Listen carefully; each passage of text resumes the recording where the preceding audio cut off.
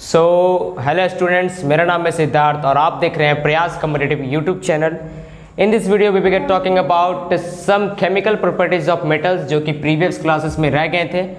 Metals के chemical properties के बारे में हम लोगों ने पिछली क्लास में बात किया था, उसी को कंटिन्यू करते हुए आगे हम लोग लेक्चर के बारे में जानेंगे कि और क्या क्या मेटल्स के केमिकल प्रॉपर्टीज होते हैं। मैंने बताया था पिछले लेक्चर में कि मेटल्स वाटर के साथ रिएक्शन करता है, मेटल ऑक्सीजन के साथ रिएक्शन करता है, एंड उसी चीज़ को कंटिन्यू करते हुए मैं यहाँ पर ये बताने जा रहा हूँ कि मेटल्स जो होता है वो एसिड के साथ भी रिएक्शन करता है। एसिड को क्या बोलते हैं हिंदी में? अल्म बोलते हैं, ठीक है। तो मेटल्स जो है वो एसिड के साथ भी रिएक्शन करता है, ठीक है। सो बेसिकली कहने का मतलब ये है कि सपोज एक मेटल है सोडियम, ठीक है। सोडियम एक काफ़ी रिएक्टिव मेटल होता है, तो वही हम लोग लेते हैं कि सोडियम एक मेटल है और वो एक हाइड्रोक्लोरिक एसिड के साथ रिएक्शन कर रहा है। कौन से एसिड के साथ? हाइड्रोक्लोरिक एसिड के साथ। तो क्या बनाएगा? सोडियम क्लोराइड बनाएगा। यहाँ पर देखिए वो बनाएगा सोडियम क्लोराइड, ठीक है। यानी मेटल जब भी रिएक्शन करेगा एसिड के साथ तो क्या बनाएगा? उसका साल्ट बनाएगा और साथ ही साथ हाइड्रोजन गैस बनाएगा। मेनली कहने का मतलब ये है कि when metals react with dilute acid they will form salt and hydrogen gas. अब यहाँ पर एक शब्द आ रहा होगा, एक वर्ड आ रहा होगा, what is dilute. So what is the meaning of dilute? Dilute means वैसा एसिड जिसमें वाटर डाला गया हो ताकि उसका कंसंट्रेशन को कम किया जा सके, उसे हम लोग क्या बोलते हैं? डाइल्यूट बोलते हैं। डाइल्यूशन उस प्रोसेस का नाम है। वैसा प्रोसेस जिसमें एसिड में वाटर मिलाया जाए ताकि उसका रिएक्टिविटी कम हो, एसिड का कंसंट्रेशन कम हो, उसे हम लोग डाइल्यूट एसिड बोलते हैं। यानी कहने का मतलब ये है कि यहाँ पर जो HCl एसिड है इसमें वाटर मिलाया गया होगा, ठीक है। अगर वाटर नहीं मिलाएगा तो वो ज़्यादा रिएक्टिव होगा और वो क्या होगा? हाईली कंसंट्रेटेड होगा। तो हम लोग को हाईली कंसंट्रेटेड यहाँ पर एसिड नहीं चाहिए, हम लोग को कौन सा एसिड चाहिए?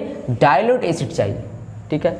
तो जब भी मेटल्स रिएक्ट करेंगे डाइल्यूट एसिड के साथ तो क्या बनाएंगे? सॉल्ट फॉर्म करेंगे, उसके साथ ही साथ वो हाइड्रोजन गैस भी फॉर्म करेंगे। नेक्स्ट थिंग यहाँ पर ये है कि एक और एग्जांपल लेते हैं, जैसे मैग्नीशियम मेटल है।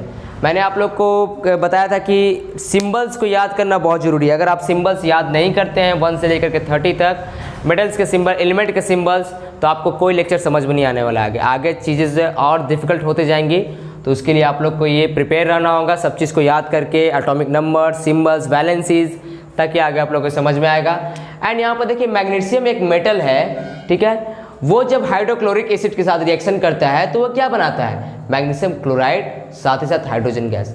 हाइड्रोजन गैस को मैंने ऊपर एरो क्यों दिया है? एरो इसलिए दिया है क्योंकि ये गैस है और ये क्या हो जाएगा? हवा में उड़ जाएगा, ठीक है। ये एक रैपिड प्रोसेस है, यानी बहुत तेजी से होता है। मेटल यानी कि मैग्नीशियम क्लोराइड जब रिएक्शन करेगा डाइल्यूट हाइड्रोक्लोरिक एसिड के साथ तो मैग्नीशियम क्लोराइड उसके साथ ही साथ हाइड्रोजन गैस बनाएगा जो कि हवा में, एटमॉस्फेयर में उड़ जाएगा। उसी का मैंने नीचे यहाँ पर रिएक्टिविटी, ऑर्डर ऑफ रिएक्टिविटी लिखा है कुछ कुछ मेटल्स का। जैसे सबसे ज़्यादा रिएक्टिव मेटल्स है सोडियम, उसके बाद magnesium, zinc, iron and copper. ये जो मेटल्स है वो रिएक्टिविटी ऑर्डर है किसका? रिएक्शन विथ एसिड का। यानी एसिड के साथ जब रिएक्शन होगा तो सबसे ज़्यादा फास्ट कौन करेगा? सोडियम करेगा, उसके बाद मैग्नीशियम करेगा, जिंक करेगा, आयरन करेगा एंड कॉपर करेगा। ये कुछ मेटल्स है जिसका रिएक्टिविटी ऑर्डर है। फोर्थ यहाँ पर प्रॉपर्टीज ये है reaction with base and alkalis. Acid का उल्टा क्या होता है? एसिड का उल्टा होता है बेस। जैसे यहाँ पर हम लोग रिएक्शन करा रहे थे एसिड के साथ तो क्या हो रहा था? वो साल्ट बना रहा था और हाइड्रोजन गैस बना रहा था। कौन बना रहा था? मेटल्स बना रहा था। तो हम लोग बात कर रहे थे रिएक्शन विथ बेस के बारे में, कैसे मेटल जो है वो बेस यानी अल्काइलिस के साथ कैसे रिएक्शन करता है। बेस को हम लोग अल्काइलिस भी बोलते हैं। सो बेस का क्या एग्जांपल हो सकता है? बेस जो होते हैं वो एक एग्जांपल हो जाएगा सोडियम हाइड्रोक्साइड NaOH, एंड एक एग्जांपल हो जाएगा आपका बेस का मैग्नीशियम हाइड्रोक्साइड। बहुत सारे ऐसे बेस हैं, तो मेनली हम लोग बेस का ज़्यादा पॉपुलर बेसिस कौन कौन है? सोडियम हाइड्रोक्साइड, मैग्नीशियम हाइड्रोक्साइड, ये सब का यूज करते हैं। एंड बेस को पहचानने का सिंपल तरीका ये है कि लास्ट में आपको ये जो OH दिख रहा है, ये OH जुड़ा हुआ रहता है, इससे आप लोग ये पहचान सकते हैं कि वो जो कंपाउंड है वो बेस है, ठीक है। तो मेटल जब भी बेस के साथ रिएक्शन करते हैं तो वो क्या बनाते हैं? जब भी मेटल्स बेस के साथ रिएक्शन करता है तो वो बनाता है soluble salt and hydrogen gas. Just example आप लोग देख सकते हैं, जब जिंक एक मेटल है और एक सोडियम हाइड्रोक्साइड एक बेस है, उसको जब हम लोग हीट देते हैं दोनों को तो वो क्या होता है कि जिंक सोडियम जिंकेट में बदल जाता है Na2ZnO2। ये एक सॉल्युबल साल्ट सॉल्यूशन है, उसके साथ साथ क्या बनता है, हाइड्रोजन गैस बनता है जो कि एटमॉस्फेयर में डिसअपेयर हो जाता है। मेनली कहने का मतलब ये है कि जब भी मेटल्स बेस के साथ रिएक्शन करेंगे, चाहे वो जिंक मेटल है, चाहे वो मैग्नीशियम मेटल हो, और यहाँ पर कोई भी बेस हो सकता है, चाहे सोडियम हाइड्रोक्साइड है या फिर मैग्नीशियम हाइड्रोक्साइड, तो जिस तरह से वो बेस चेंज होगा रिएक्शन भी चेंज होगा।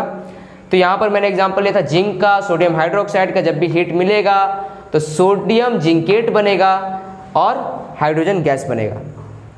आई होप आपको यहाँ पर प्रॉपर्टीज समझ में आया होगा। अब हम लोग बात करेंगे metal displacement reaction. Metal displacement reaction किसे बोलते हैं?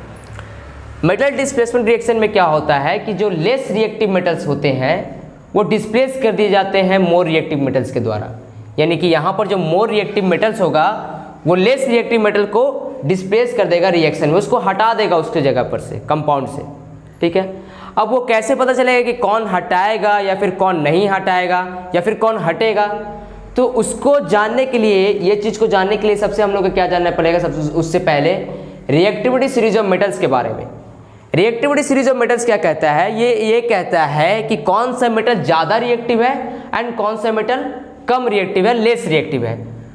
सो मैंने आपको बोला था पिछले और भी लेक्चर्स में कि आप लोग सिंबल्स याद कर लीजिए 1 to 30 एलिमेंट्स का, उसके साथ एटॉमिक नंबर के साथ, वैलेंसीज के साथ, तो वो याद कीजिएगा, तभी आप लोग को ये टेबल समझ में आएगा। क्योंकि यहाँ पर मैंने सारे एलिमेंट्स का जो लिखा है वो सिंबल के साथ लिखा है, नाम नहीं लिखा है, वो सिंबल के साथ यूज किया। जैसे कि पोटेशियम, पोटेशियम का क्या सिंबल होता है? के होता है, तो मैंने यहाँ पर के लिखा है। बैरियम का Ba होता है, Ba लिखा है। फिर यहाँ एल्युमिनियम का Al होता है, और फिर यहाँ पर गोल्ड का EU होता है। तो सिंबल्स याद करना बहुत ज़रूरी है, वरना आपको ये टर्म समझ में नहीं आएंगे। तो सबसे पहले आप लोग सिंबल्स याद कीजिए जा करके, और भी केमिकल टर्म्स है जो मैंने उस लेक्चर में बताया था, पर्टिकुलर लेक्चर है, वो लोग आप लोग देख लीजिएगा, 10 मिनट्स का है, अच्छी तरह से सब समझ में आ जाएगा। तो मैं यहाँ पर बता रहा था रिएक्टिविटी सीरीज ऑफ मेटल्स के बारे में। तो यहाँ पर आप लोग देख सकते हैं कि जो मेटल्स ऊपर हैं, ऊपर की ओर हैं, वो सारे हाईली रिएक्टिव मेटल्स हैं, और जैसे जैसे ये रिएक्टिविटी सीरीज नीचे की ओर आ रहा है वो लेस रिएक्टिव मेटल्स है। जैसे कि यहाँ पर प्लेटिनियम, प्लेटिनियम जो मेटल है वो काफ़ी लेस रिएक्टिव मेटल है। कहने का मतलब किया है कि वो रिएक्शन बहुत स्लो करता है। ठीक है, चाहे किसी के भी साथ हो, चाहे वो ऑक्सीजन के साथ हो या फिर किसी भी चार्ज हो, वो रिएक्शन क्या करता है? स्लो करता है। वो लेस रिएक्टिव मेटल है। एंड जो सबसे टॉप पर है, आपको यहाँ पर दिख रहा है पोटेशियम, वो कि हाईली रिएक्टिव मेटल है। Potassium, sodium, aluminium, magnesium, calcium, ये सब क्या है? हाईली रिएक्टिव मेटल्स है। बट ये सब जो आपको नीचे जो आते दिख रहा है, सिल्वर, मर्क्यूरी, कॉपर, ये सब थोड़े लेस रिएक्टिव मेटल्स हैं। ठीक है, तो जो ज़्यादा रिएक्टिव मेटल होगा वो कम रिएक्टिव मेटल्स को उसके सॉल्यूशन से, उसके कंपाउंड से हटा देगा, डिस्प्लेस कर देगा। इसी को हम लोग क्या बोलते हैं? डिस्प्लेसमेंट रिएक्शन बोलते हैं, या फिर मेटल डिस्प्लेसमेंट रिएक्शन बोलते हैं। ठीक, a reaction in which more reactive metal displace a less reactive metal from its salt solution is called metal displacement. वैसा रिएक्शन जिसमें ज़्यादा रिएक्टिव मेटल कम रिएक्टिव मेटल को उसके साल्ट सॉल्यूशन से हटा देता है, उसे हम लोग क्या बोलते हैं? मेटल डिस्प्लेसमेंट रिएक्शन बोलते हैं। तो इसके एग्जांपल्स क्या हो सकते हैं? बहुत सारे ऐसे एग्जांपल हो सकते हैं, बट एक मैंने 2-3 एग्जांपल यहाँ पर लिया है, वो आप लोग देखिए, उससे आपको क्लियर हो जाएगा।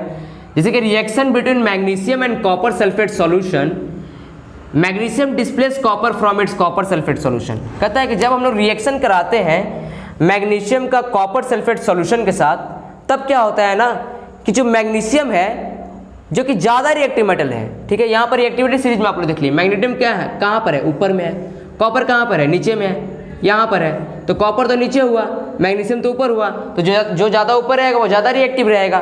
तो क्या करेगा यहाँ पर इस रिएक्शन में? मैग्नीशियम क्या करेगा? ये जो कॉपर सल्फेट सॉल्यूशन है CuSO4, इस कौन सा सॉल्यूशन बोलते हैं? Copper sulphate solution. ये जो कॉपर सल्फेट सॉल्यूशन है, इसमें से कॉपर को हटा करके खुद यहाँ पर जगह ले लेगा। यहाँ पर देखिए रिएक्शन हो गया है, यहाँ पर क्या बन गया? अब ये मैग्नीशियम सल्फेट बन गया। क्या बन गया? Magnesium sulphate. ठीक है,